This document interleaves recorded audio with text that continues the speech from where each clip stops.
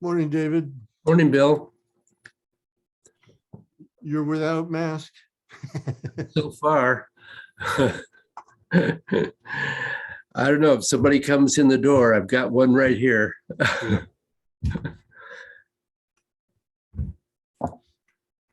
So your knee's not doing too well, huh? No, I think I'm going to get a series of gel injections. Gel injections. Yeah, it's supposed to somewhat replace the fluid in there. Uh-huh. I'd say probably 60% of the knee is bone on bone. Ow. So I'm probably looking at a replacement down the road, but trying to put that off. Yeah. So be very careful about knee placement. Yes. Yeah, boy, you don't have to remind me about that. It's No, a your knee quarter of an inch one way or another. Yeah, that it's interesting. That's a kind of a chronic issue. We're not really taught early in life to be aware of that. Yeah. And particularly with knee issues, particularly being aware of keeping the back of the knee open and getting the energy to flow through the back of the knee. Yeah. Because that can help knee issues. Yeah. Morning, Joanne. Morning, Joanne. David. Morning, everybody. How Hi. y'all doing? Morning, everybody, Bill. Yeah, is it just, yeah, where is it? Okay.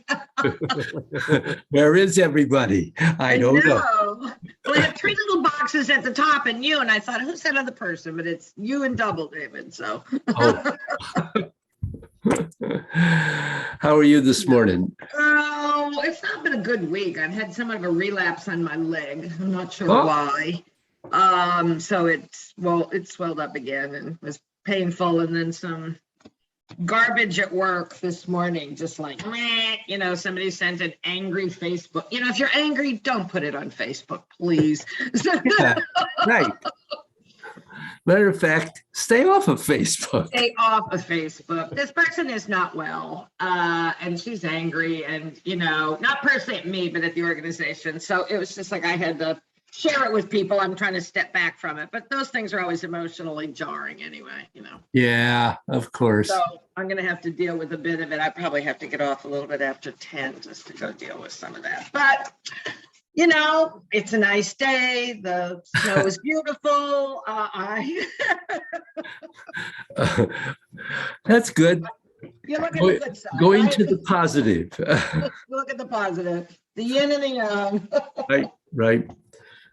Good morning, Adam. Hey, good morning, guys. Yeah, How are you? I'm good. I may be the only one who is. Oh, no. But you made it through the weekend skiing, Adam? Sorta. One of us did. One of us did.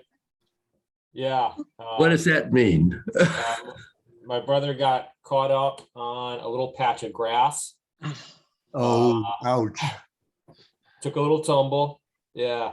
He put his arm down to catch himself and dislocated his shoulder. So Oh, shit. that brought the ski weekend to a quick close. Yeah, but it did. How early in the weekend did that happen?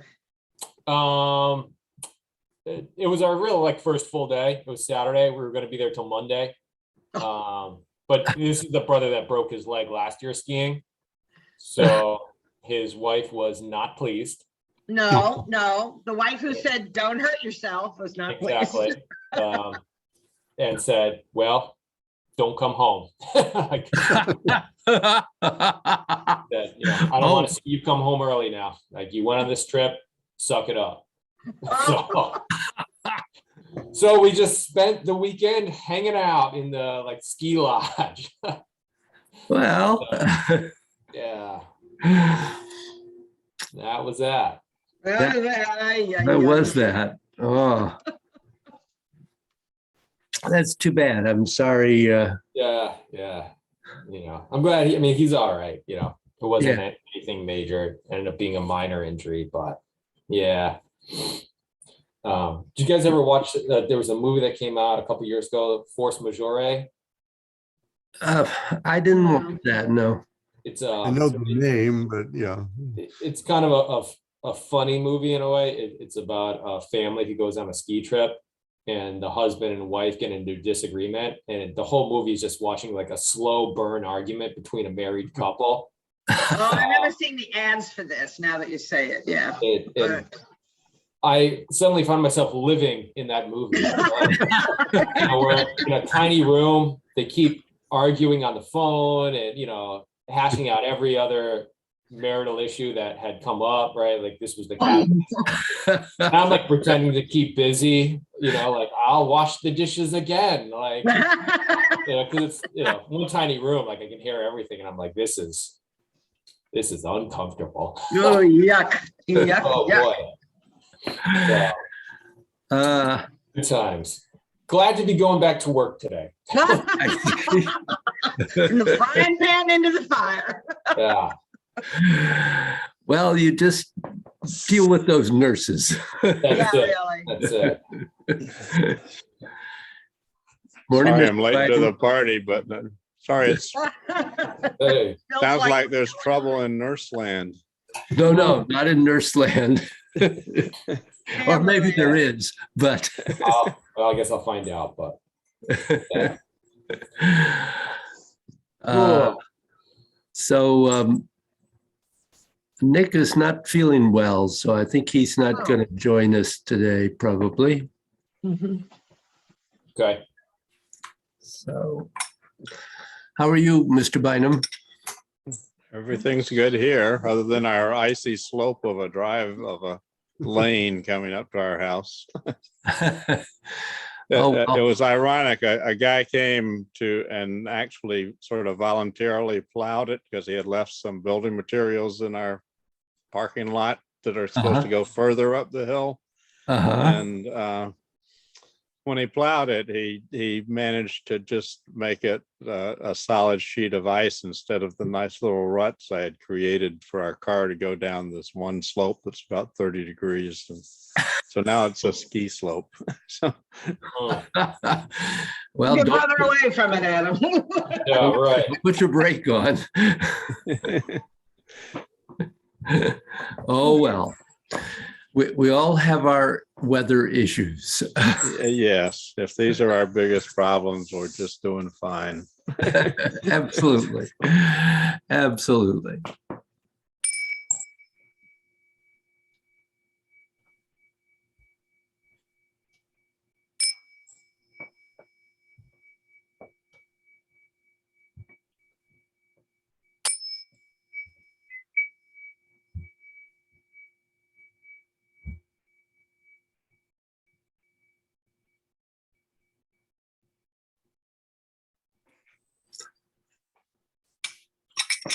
Questions? I think in reviewing the notes from the last meeting and the recording, I think one of the things that I become aware of is that for most of God's, I think I have more paid attention to my top half than my legs and my feet. And not that we haven't talked about that. This is not a blame game here. But I think in particularly reading through this, I'm just aware of how unaware I have been throughout this. I think we have paid a lot of attention to our left and right channels and, our arms, roll circles, etc. So anyway, I just feel like, yeah, I need more, I need to pay more attention to that to really move the energy through the whole body. So the way Bruce has laid this training out, we do spend, or not spend, but we focus more on the upper body initially. And then later on, we will focus more on the lower body. Okay. So there will be focus in that area. But we do mention as we go along. Yeah, we do. So, Yeah. so that we can begin to at least be aware that, as you point out, we eventually want to be very aware of what's happening in the lower body. Anyone else? How is your practice going? Did you learn anything from those last two? I think broadly, those last two helped focus our practice a little bit more. Mhm. This is kind of one thing that I do have a very hard time is counting to 20. Yeah. That was one thing that in those sessions which you narrated, and I did find very, very, very useful, but I felt like I was way past 20 Yeah. for some of the postures and maybe not past 20 for like 3 or something, but Well, it's but so the timing of it is tricky, and I recognize I recognize sort of the logistic issue there. Well, yeah, everybody's moving at a slightly different pace. And so some people will be through 20 sooner than other people will. So, Yeah, but focusing on counting to 20 and trying to, Listen. not lose something else and everything. I'm just saying, oh, that must be about 14, I guess. So. yeah. So that is an issue as you go along, because initially for a long time, we're focusing on some part of the movements that we're focusing on at that particular time. And that of course makes it difficult to count. When you eventually get to the point where you're not having to think, am I doing this correctly, or what is the next movement, then counting becomes easier. I won't say you'll always only do 20 or sometimes do 19 and sometimes do 22. That will happen. I wouldn't be concerned about it, except for the point that, you've really emphasized how this 20 number has some kind of magic zone to it that being off a couple doesn't quite have. Right. That's true. And so, eventually you'll get, I would say eventually what happens is, when you get to 20, you don't have to count 1, 2, 3, 4 all the way through. Eventually there is simply an awareness that you have arrived at that number. And I don't know exactly how to explain that, but it does happen. But it's down the road. Makes sense. That makes sense too. The other Bill or Adam, anything? Well, this is not about gods itself, but about me. It's been a frustrating week because of my knee. When I stand to do it, there's relatively constant pain, and that gets in the way of my concentrating on the form itself. So, and if I sit down, I've never done any Tai Chi or Qigong sitting down. And I don't know what to do with myself. Um, So that's a good point. Having had a couple of things over the last few years where I couldn't stand immediately after whatever happened. I practiced sitting down, or one point I found that sitting actually on a tall stool was actually easier than sitting clear down on a lower chair. And yeah, it changes because you can't do some of the movement, obviously, of the qua and the legs, right. because you need to protect them. And so you simply do what you can do, and you will get benefit. There is benefit from doing it seated, but it is different, and you have to not be judgmental with yourself about it. It's not that you're doing something wrong, it's something different. Yeah. Okay. Yeah, I mean, I'm doing the same thing, although I had when my sacrum went out, I'd also had to practice sitting down for a while. It was what, 10, 12 years ago, maybe. Yeah, and it is a matter of what kind of chair. I have a pretty heavy cushion on that I put on top of the chair. Make sure there's no chair arms or anything in your way. I like the idea of the stool. I do have a stool in storage. I should pull that out of the back. Yeah, that worked best for me. Yeah, okay, that's a good idea. Okay, well, we're going to go into looking at the transition from movement 1 to movement 2 and some other things about movement 2, especially in terms of alignments and connecting the nervous system.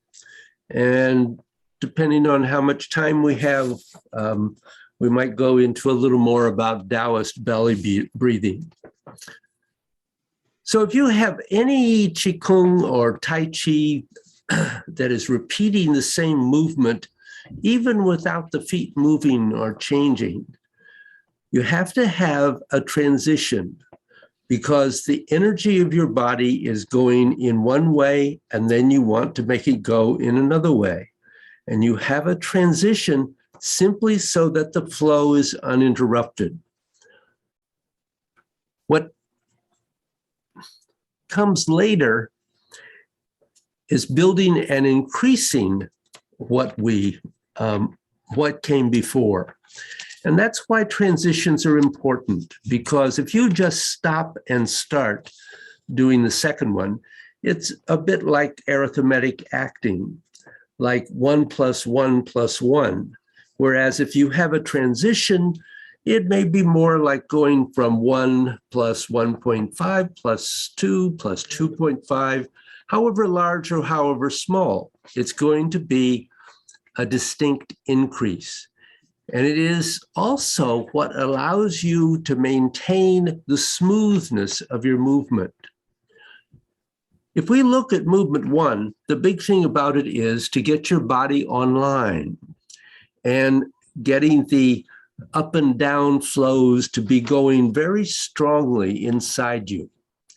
But if we then look at movement 2 with the squatting and bending forward and then coming up and the circular arm movements, it's really about coordinating the left and right sides of the body to get the energy of the left and right channels and the central channel to all start flowing through each other in some sort of strong context.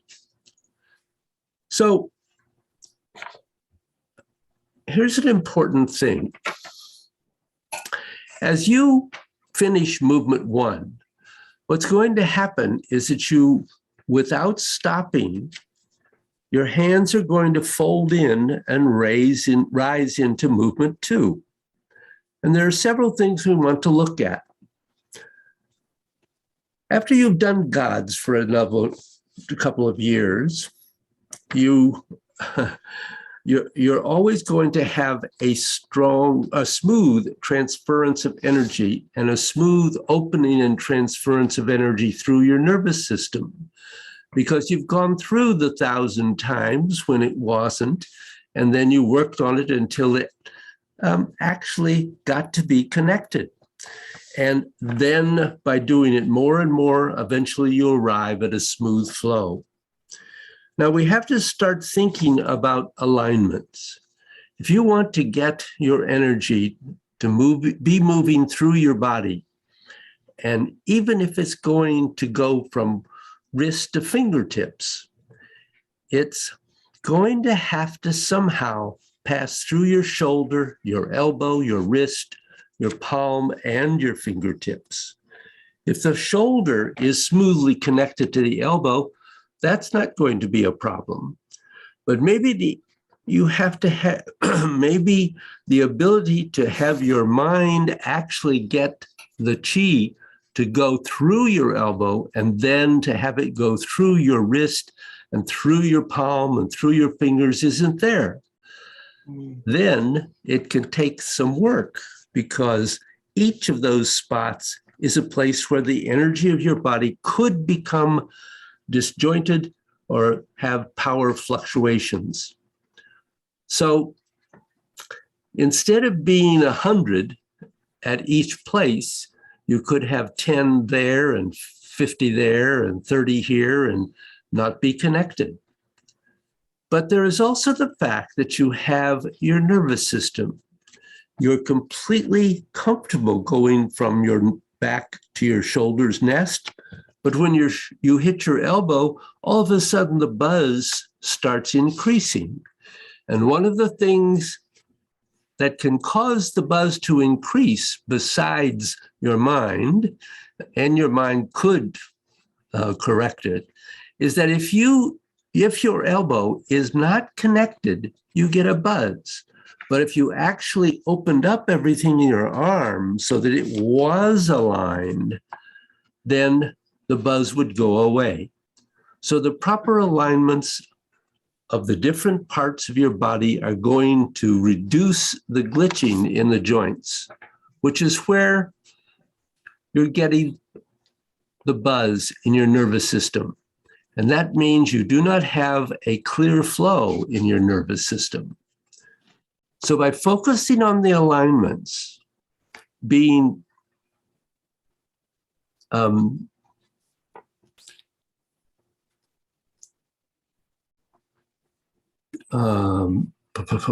by focusing on the alignments being properly done, which will take some time to train your body to do, it can improve. But it is not enough to just train your body to do it. In some of the earlier Qigong, like opening your energy gates, the focus is on getting you to have the alignments correct. But now, in order for the alignments to be correct, they have to actually promote. They have to encourage, enable a smooth flow through your nervous system. And that's a higher level of the game. Now, what might that mean? So as you start moving, the arms of the body could be out of balance. And if they are, don't be surprised if you get blockages, or you get the nervous system glitching on the bad side, or your wrists, instead of being open, are closed on one or both sides, and you get a buzz through that as well. Or you will get a buzz because of your hand truly being rounded becomes collapsed. And places, and any place something inside your body collapses, you're absolutely guaranteed that the internal buzz of your nervous system will increase. So you want to get rid of that. So you have to start looking at what are all the alignments of your arm, your elbow, your hands to fingers, and what are they from your upper body to your torso? And what are they between your torso and your hips? And what are they in the legs? Each of those can cause distortions in the nervous system. And basically, you just have to go through them one by one. Now, here's the bigger thing. We live in a very linear society. A becomes B, B, C, and C becomes D. Even when you write computer code, which goes like lightning, the code is written to be linear building blocks, one on top of the other. Whereas if you can start from the beginning, getting everything in your body to really become soft and your chi moving through your body, the signals in your nervous system being smooth, it wouldn't matter whether you were in a movement, and because you can still have that smoothness, or you could start getting glitches and you start getting buzzes. And the point is that you want to slowly get rid of those glitches and buzzes. And the easiest way to do it is simply to have the alignments be correct, because the alignments were designed to get rid of those glitches. That's why they're inside the form and the way they are, and that's why the form was developed that way. So you have to start going through all the places you have alignments and looking at the nervous system, and then even more important, the flow of the chi. When you have alignments, one of the ways it was put in China is you don't want to block your chi and you don't want to dissipate it. Now, blocking your chi is obvious. Dissipating it is that you cause, instead of going from shoulder to wrist without a power loss, all of a sudden something happens and the power drops. That means your energy is becoming dissipated, and that's something you do not want. So let's start breaking this down. So I'm going to suggest that you stand up, and as we go through each of these, I'll also demonstrate it. I will say on Zoom, you're not going to be able to see clearly what I'm doing in some cases, but we'll do the best we can. So we're going to start at the end of one and go into two. So the first thing is that your hands come into the middle and you're bending forward, and you want to have your buttocks round so that you have a feeling of them joining right around your dantian. So if you come down in one and your hands spread a little bit to the side, and then you're making that transition into two. And when you make this movement, you want that sense of the buttocks rounding into your dantian. So you want to feel that opening. Actually, it's as if your buttocks are opening from the spine and wrapping into your dantian as you come to here. So just do that a few times and just try to feel that particular piece of this. What that's going to do is basically have your buttocks be aligned with your torso.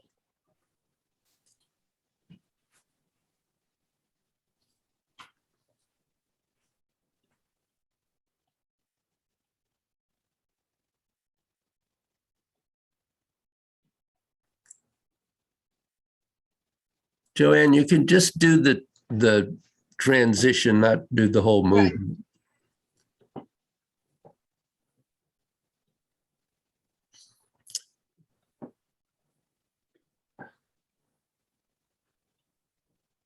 So the next part is that as your hands come around and connect, you want your shoulder blades to move to the outside, to separate.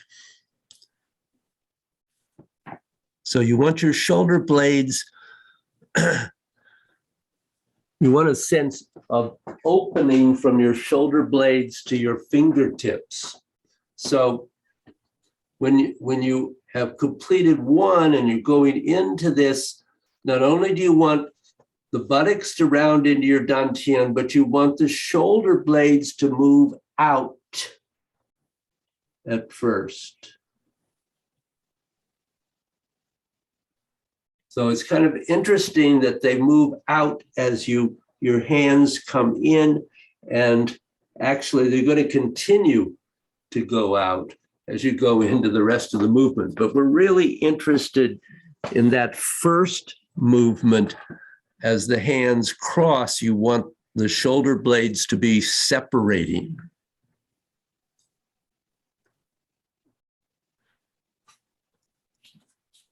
These two are making sure that the top and the bottom parts of your body are not internally effectively wiggling all over the place.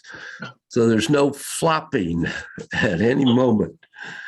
The bottom of your body, more or less, is being held to the center, which simply means that your body is aligned. Now, the next thing is when your hands come in, you want to let your back extend to open up your shoulders and get the elbows to go forward. So this is kind of important in terms of getting the energy to move into the arms. And I'm going to see if you can see me here, because what could happen here is that the elbows collapse in, which is what I've just done. And actually that doesn't encourage the energy to flow through the elbows. So as you're rounding here, notice that as my scapula go out, my elbows go out a little bit. And so that opens up that channel. So make sure that as you get that rounding of the back and the shoulder blades separating, that the elbows are also moving out from the body, not collapsing in.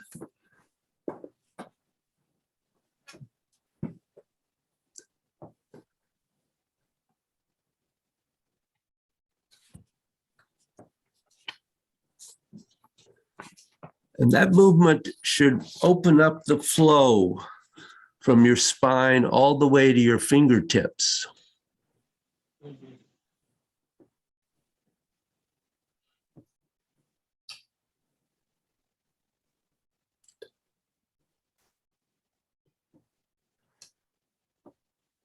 Now, one of the things about the hands, the wrist and hands, is that you have to make sure that your fingers extend so that your wrist stays open and doesn't collapse. I don't know whether you can see that difference there, but I can collapse my wrist, which closes off the energy, and then I can open my wrist and the energy flows through. So in addition to the scapula and the back rounding and the elbows going out, you want the fingers to be extending a bit to help keep the wrists open as you go into that.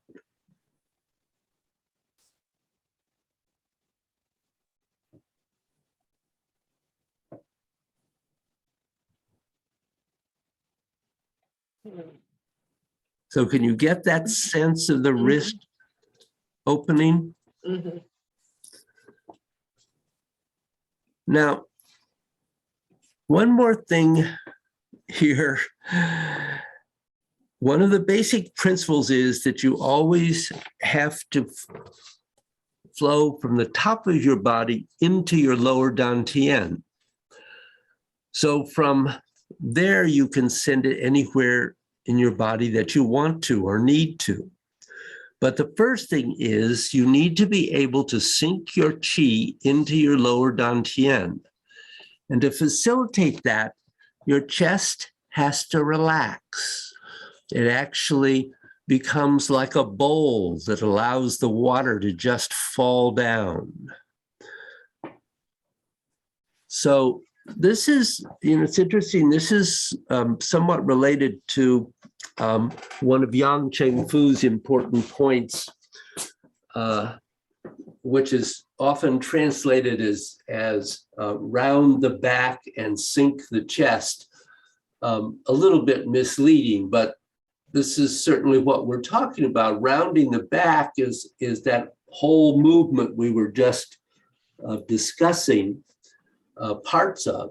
Sinking the chest doesn't just mean collapsing the chest in. It's actually allowing the chest not to be pushed out, to naturally respond to the rounding of the back, but to have a sense of dropping down to the dantian.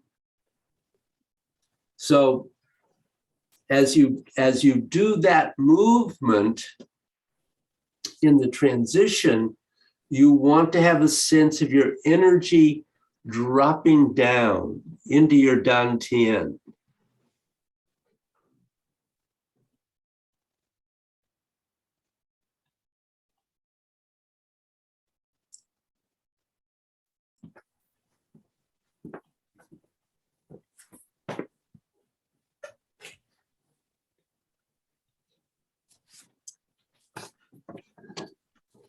And if you didn't have enough to think about in all of that, you want to have the shoulders nest to soften and sink in as you do that. And often we find that we're not doing that we're putting a lot of effort into this rounding of the arms and the back. But it needs to be a relaxed movement. Your intention is allowing that to happen so that as you do this, there is a sense of the shoulders nest sinking in. You want it to drop in.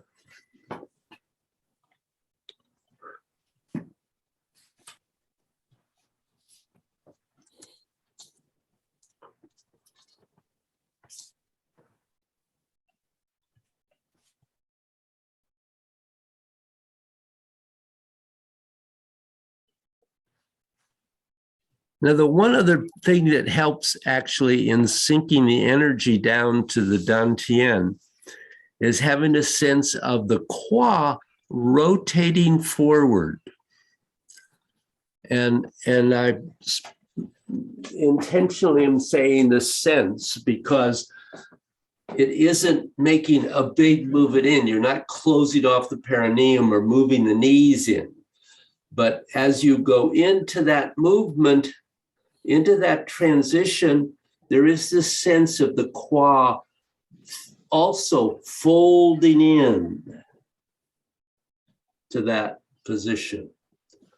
So you also have to be aware of, as the qua bends as you go into the squat, it is folding forward. At least has the sense of that.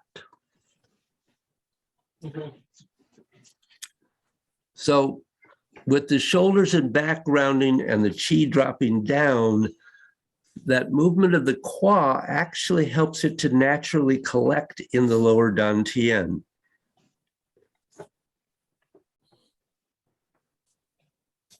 So now the one more piece of this in the upper body is the midriff. So the midriff is that soft area just below the ribs. And it's right in the middle between the shoulder's nest and the quad. And if you allow it to collapse, it actually cuts the flow of the energy in the middle of the spine. So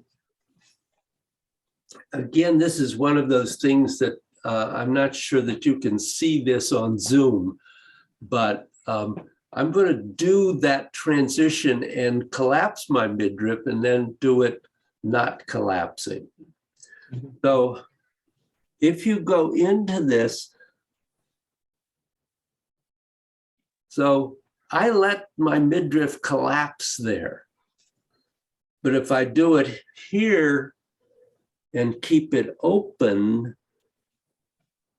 it's a different feeling, certainly inside, because it keeps the energy moving there. It doesn't block it.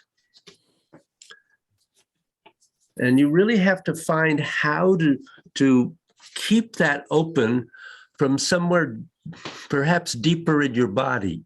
It's not a surface movement, but you have to lift the midriff so that it doesn't collapse, and the chi therefore can drop down. And what's kind of interesting there is that you have those two things happening. The chest is dropping, but the midriff is lifting. So try the transition a little and see if you could feel those two things happening.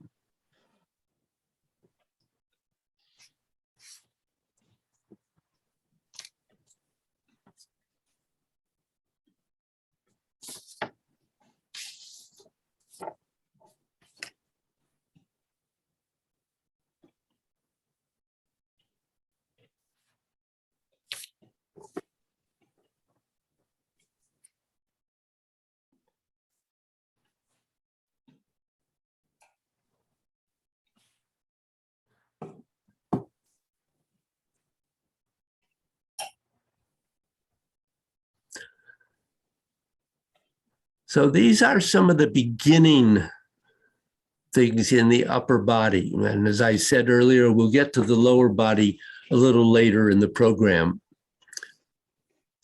From the very beginning, you want to get the chi opened in the upper body, and you want to get the chi storing in the lower dantian.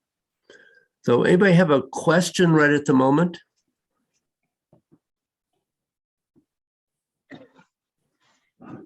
No. Okay. Yeah. So I do have a question with the breath. This is all inhaling. I find one of the things that I found before we've even had this conversation was saving enough capacity to keep inhaling in the transition. Is that right, that we're inhaling, Well, which this seems to make transition sense? is not difficult. The transition Yeah. into 3 is a little difficult. Right. Because in this one, so at the very beginning, you're inhaling and exhaling and inhaling and exhaling. So there's a little extension of the inhale, but it's not, doesn't have to be very long. But are we still inhaling as we're sort of rounding from the buttocks and the shoulder blade Yep, extension? that first rounding that into first- the cross, Yeah. cross of the wrist, yes. Mhm, mhm. And you're also introducing the squat as you're coming around. Yep. Yeah. Yeah, it feels real. I have to just say it feels real good. I think one thing for me is releasing tension that I find in my buttocks.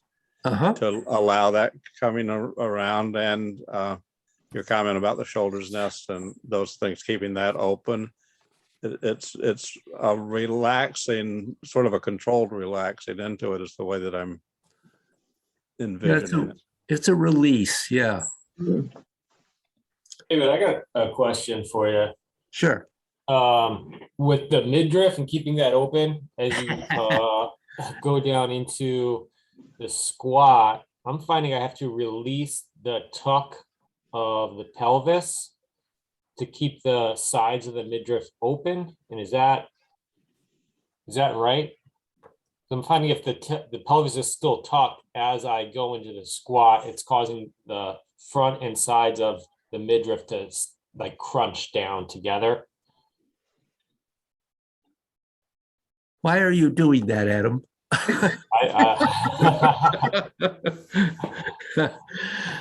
No, you shouldn't do that. I'm not sure what, part of that is that the basic, if you go back, think back to when I first taught movement 2, one of the things we talked about was that squatting down should be a real release and allowing yourself to sink only as far as you're comfortable going. If you go beyond where you're comfortable, then it's going to start to be an effort. And as soon as that squat starts being an effort, yes, it will begin to impact the midriff. Okay. So I think it has to do with really allowing yourself to go to where it's easy, and then you can still do things with that midriff. If you go too far, Okay. then it's a problem. Okay. Good question, though. Anyone else? Okay, so what I'd like you to do is do 2 or 4 of movement 1, enough to sort of establish it, and then go into movement 2. And you get to repeat that transition each time between each repetition of movement 2. And do 10 or 12 of movement 2, and just let yourself begin to try to feel all of these different alignments that I've mentioned. So, just to be clear, David. Yeah. The alignments we're talking about in the transition, once we are in movement 2, we should be doing these same alignments towards the bottom of the movement, like when you transition from like one repetition into the next. Yep. Okay.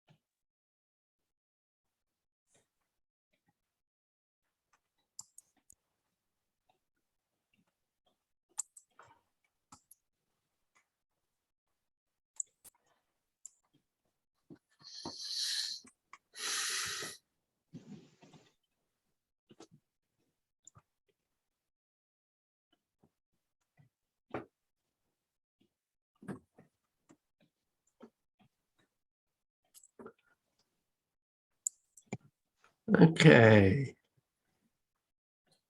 So, I think that, hold on, let me,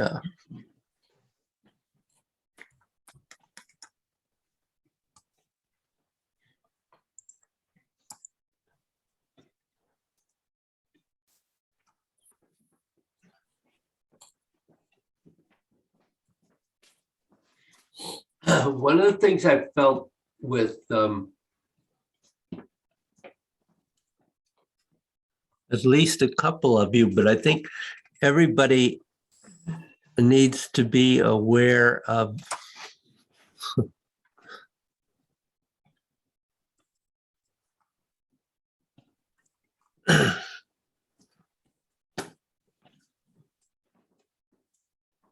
that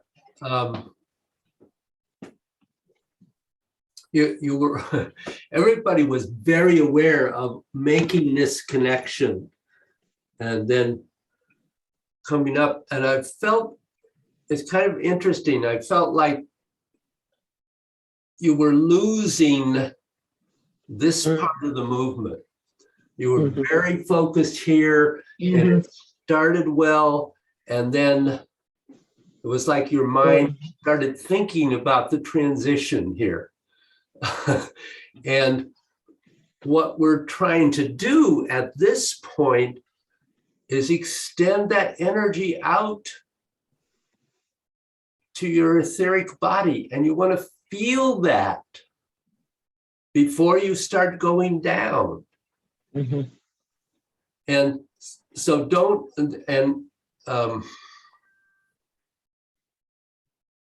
think it was Joanne and Bill Bynum, and maybe Bill Nagel, not sure.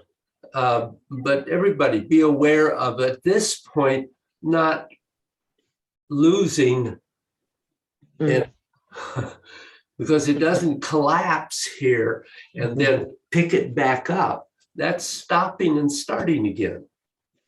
So the whole movement has to be, you have to be constantly aware of each part of the movement in its continuous flow. I mean, we've only talked about this part of the movement. We haven't talked a great deal about this, but as I said a little earlier, movement 2 is when you begin to really open up both the side channels and the center channel. So clearly, this part of the movement is bringing you into the center and connecting to the etheric body, and then down through the side channels and back into the center. So a indication of where we're going to go in movement 5, but it's not the same yet. Never will be the same. It's 2 separate movements, sorry. It's a very astute observation. I was thinking about the destination instead of the trip. Yeah. Yeah. That is something we have to try to always do, is stay with where we are. Well, and I think it's also just being aware of all the pieces, right? Oh, what's Yep. my midriff doing? Yeah. Well, So yeah. it's putting that together, but we know how to do that. So yeah. You do know how to do that. But it is a lot of pieces to coordinate and hook up. I'm not suggesting it's not. Right. So any other questions on that particular piece at the moment? The one thing that came up for me was if the shoulders are separating from the spine, moving away from the spine as we begin that transition, and as we're coming up and the arms are going out, when do they move back towards the spine? Is there a point when the arms are starting to come down? Is that when they come back towards the spine so they can be ready once you get to the bottom to come out again? And interestingly enough, yeah, they're going out all the way up. And then here, they actually begin to go in. Oh, okay, so sooner than I thought. Okay. And then they continue going in. And then they start going out. So it's an interesting point that the movement of the shoulder blades starts not exactly at the pinnacle of the transition, but starts a little bit before. So it's part of what helps smooth the transition. Mm-hmm. Mm-hmm. Right. I think, David, can Go you ahead. say something about when our hands get extended to the etheric body, how far the wrist bends before we get in trouble of closing something off? so This. that's going to develop over time,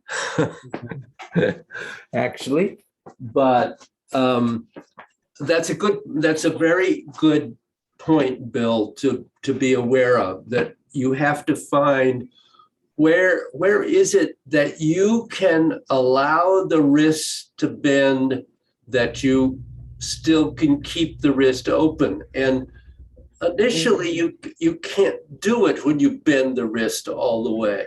Right. But eventually you will be able to if you continue to work on it. But Yep. You're right. You have to decide, where is that? What can I do here and keep that open? Okay, I can go to there. I can't do this.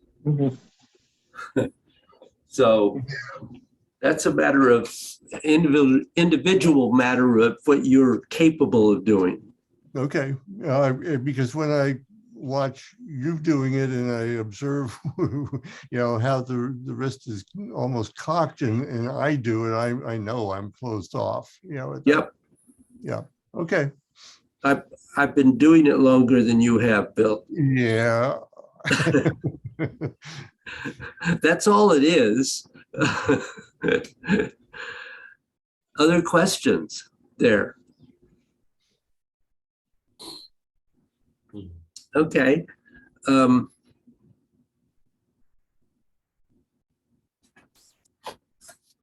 do that with Adam later. Where are we here?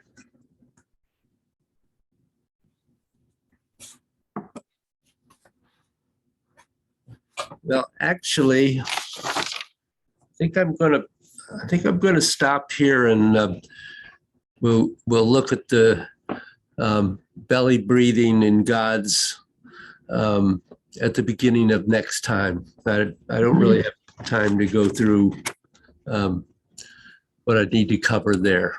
So, Okay. Any last minute thoughts or questions at the moment? Any on the other postures? We focused here specifically on this, but if you have other issues that have come up in your practice, by all means, ask. I think it's real good to focus so much, another degree closer on this transition. And that'll, we can infer, but I'm sure you're going to go through the other transitions and, gives us a little bit of a map for thinking more deliberately about the other transitions. Yeah, and the transitions are extremely important. Yeah. And we have to remember that it's not just the transition between 1 and 2 and 2 and 3, but between each repetition also. So, and being clear about where the transition points are. And this awareness that that Adam pointed out to us, that the shoulders, the scapula are not starting and stopping at that primary transition point, but actually a little bit before. So Good.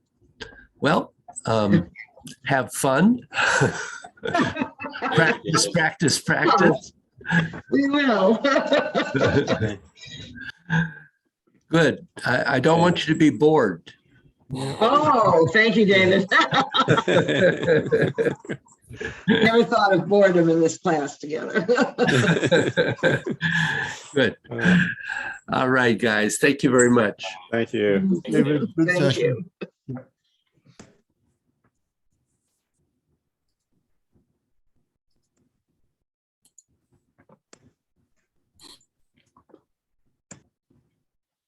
All right, I'm gonna have to leave, I'm afraid. My phone keeps pinging, which is never a good sign at this hour. Oh, Well, But yeah, before you get on, yeah, there's a problem at work, so I'm gonna have to go. I have not been doing the form anyway, I'm afraid to say, but yeah, okay. I'll Well, take good a luck. back out. I will see you next week, I'm sure. Good luck dealing with your issue. Thank you. bye, Joanne.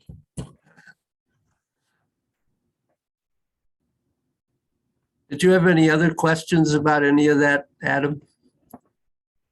No, it's just trying to keep all those different pieces in your awareness, Yeah. at the same time, right, as you're kind of being aware of them. I think definitely wrapping from the glutes, from my Yeah. glutes, David, Yeah. from the glutes, I think definitely helps with the squat and not going too far and easing into it, just bringing all that awareness into your glutes and hip flexors and Yep. thighs and hamstrings, and it definitely helps increase the awareness of what your lower body is doing. Yeah. Focusing on the energy in the upper body right now. So that was really helpful. I don't think any other questions about those pieces working together at that point. I guess a question about the central channel Mhm. for 5 and 6. I feel that when I focus on the central channel in the torso level, I get a sense of connecting with something deeper than energy moving on the surface. But then when at the head level, it disappears.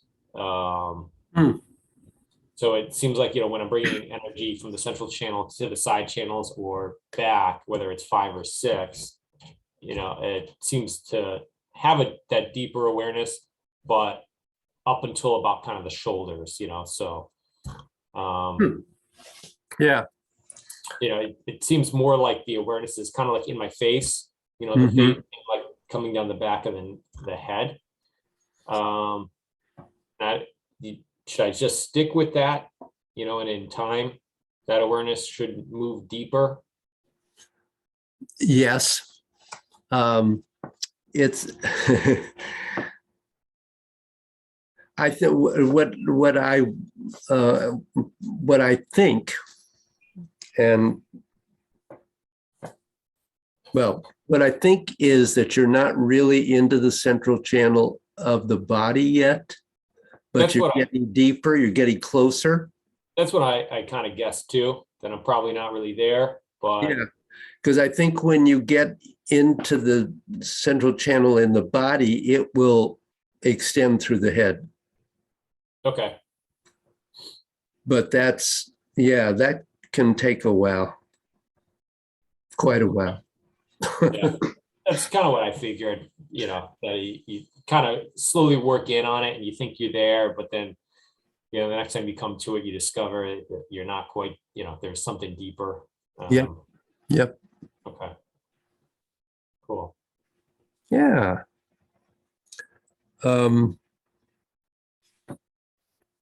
So, of course, you can take any one of these elements or more than one and play with them in the form. Sure. Because They're all there. Hmm. I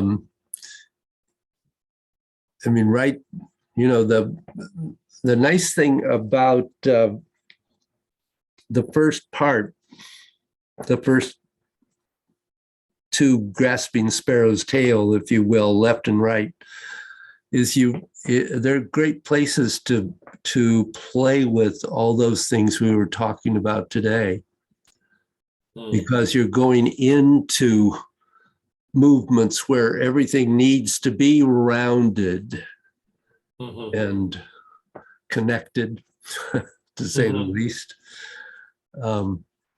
So that can help sometimes to open some of that up. Okay. I don't know. Do you have any form questions? No, I didn't have a lot of time to practice this weekend, so I was mostly just doing gods. So I didn't do too much of the form. I did a little bit yesterday, but every time I kind of come back to it, it seems more energized. Good. You know, It is a very powerful practice as it grows. yeah. That's So- good.